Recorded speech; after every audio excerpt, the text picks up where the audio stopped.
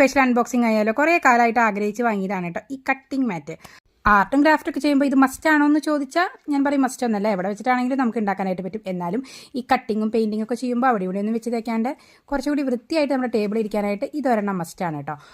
നമ്മുടെ മീഷോ തന്നെയാണ് കേട്ടോ അത് വാങ്ങിയത്. അത്ര റേറ്റ് ഒന്നും ഉണ്ടായിരുന്നില്ല. അപ്പോൾ ഈസി ആയിട്ട് നമുക്ക് ഇതുപോലെ പണികളൊക്കെ ചെയ്യാനായിട്ട് നിങ്ങൾക്ക് ആവശ്യമുണ്ടെങ്കിൽ ഇതുപോലെ നോക്കിയിട്ട് വാങ്ങിക്കാം. ഞാൻ ഷെയർ ചെയ്യാം ലിങ്ക്.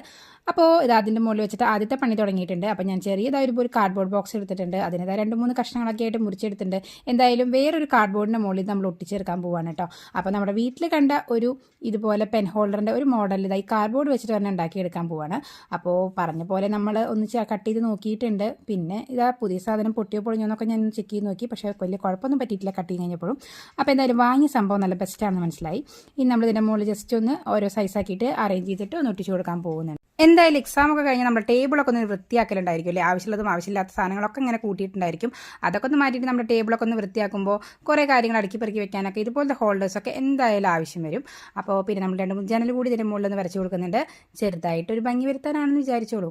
ഞാൻ എൻ്റെ ടേബിളൊക്കെ വൃത്തിയാക്കിയപ്പോൾ കുറേ സാധനങ്ങൾ എടുത്ത് കളഞ്ഞിട്ടുണ്ടായിരുന്നു. പിന്നെ രസം എന്താണെന്ന് വെച്ചാൽ അതിന്ന് കളഞ്ഞ സാധനങ്ങൾ ഉപയോഗിച്ചിട്ട് വീണ്ടും പറക്കി കൊടുത്തിട്ടാണ് കേട്ടോ ഈ ഹോൾഡർ ഉണ്ടാക്കുന്നത്.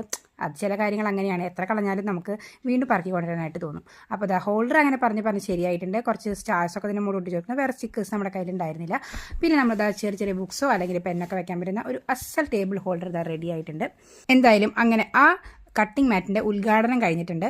അപ്പോൾ ഇന്നത്തെ വർക്ക് ഇത്രയേ ഉള്ളൂ. കണ്ടിട്ട് ഇഷ്ടപ്പെട്ട് ലൈക്ക് ചെയ്യാനും ഷെയർ ചെയ്യാനും ഇതെന്തായാലും ചെയ്ത് നോക്കിയിട്ട് ഒന്ന് ലൈക്ക് അടിക്കാനും മറക്കരുത്. ഒരു ഹാർട്ട് കമൻറ്റ്